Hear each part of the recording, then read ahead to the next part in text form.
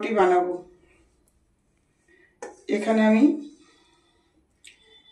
1 বাটি ময়দা নিয়েছি, আর একটু নেব, ওই মোট 1.5 বাটি ময়দা। আর ইস্ট এখানে আমি এই চামচের 2 চামচ ইস্ট নিয়েছিলাম, আর দুধটাকে একটু উষ্ণ গরম করেছি। আর এখানে 2 চামচ রিফাইন্ড অয়েল দিয়েছি, দেখানো হয়নি, আর 2 চামচ চিনি দিয়েছি। আমার ইস্টটা বেশ সুন্দর ফুলে উঠেছে, এই দেখুন।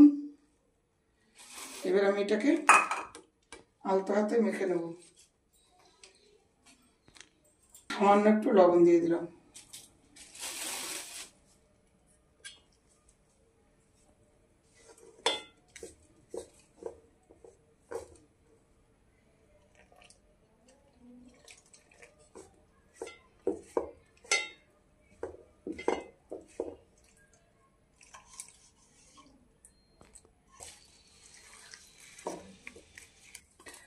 পাউরুটি করলে একটু চ্যাটচেটে হয়, যেহেতু ইস্ট আছে।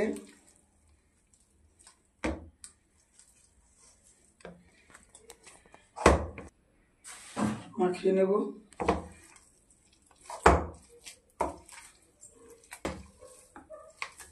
বলে এটা ছিঁড়ে যাবে হাত থেকে।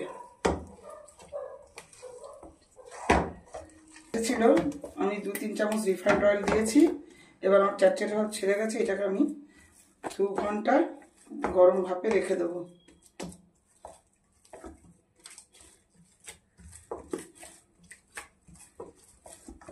তো হয়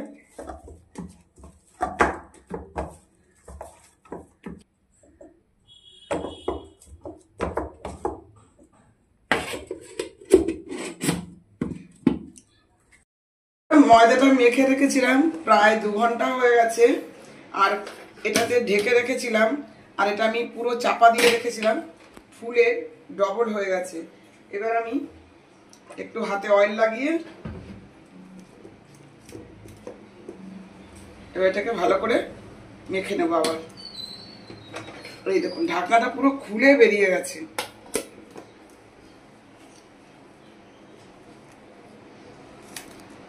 এবার একটু ভালো করে মেখে নিই। মেখে রেখেছিলাম, ফুলে গেছে। তারপর আবার লেচি করে আমি 1 ঘন্টা 1.5 ঘন্টার মতন ঢেকে রেখেছিলাম পুরো প্লাস্টিকের মধ্যে, এবং ঢাকনা দিয়ে পুরো চাপা দিয়েছি গরম জায়গায়। আমি প্লাস শোকেসের ভিতরে এটাকে ঢুকিয়ে দিয়েছিলাম। যত গরম ভাব পাবে তত পাউরুটিটা ফ্লাফি হবে।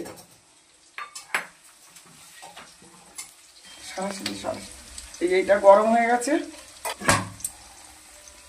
এটা প্রিহিট করে নিয়েছি। এবার আমি এটাকে বসিয়ে দিলাম। 5 মিনিট আমি হাইতে দেব, তারপরে আমি লোটে মিডিয়ামে দেবো। এই যে আমার পাউরুটিটা হয়ে গেছে, ঠিক আছে। আমি এটা একটু এখানে উপর করে দেব,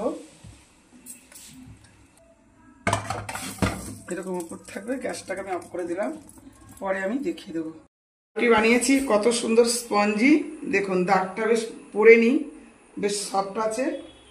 আর আমি একটা দেখাচ্ছি ছিঁড়ে, দেখুন কতটা স্পঞ্জি আর কতটা নরম। এই দেখুন, একদম পারফেক্ট পাউরুটি হয়েছে। আমি যেভাবে করেছি আপনারা সেভাবে করবেন। ভালো লাগলে লাইক কমেন্ট শেয়ার করবেন, পাশে থাকা বেল আইকনটি ক্লিক করবেন, আমার ইউটিউব চ্যানেলকে সাবস্ক্রাইব করবেন, আমার ফেসবুকটাকেও ফলো করবেন।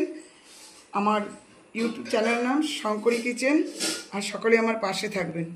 জালিদার পাউরুটি হয়েছে, এই পাউরুটি আপনাদেরকে পাঠিয়ে দেবো। আপনারা কলা দিয়ে খাবেন এবং ডিমের সাথে ডিম টোস্ট করে খেতে পারেন, কোনো অসুবিধা নেই। দেখুন, এই দেখুন একদম জালিদার।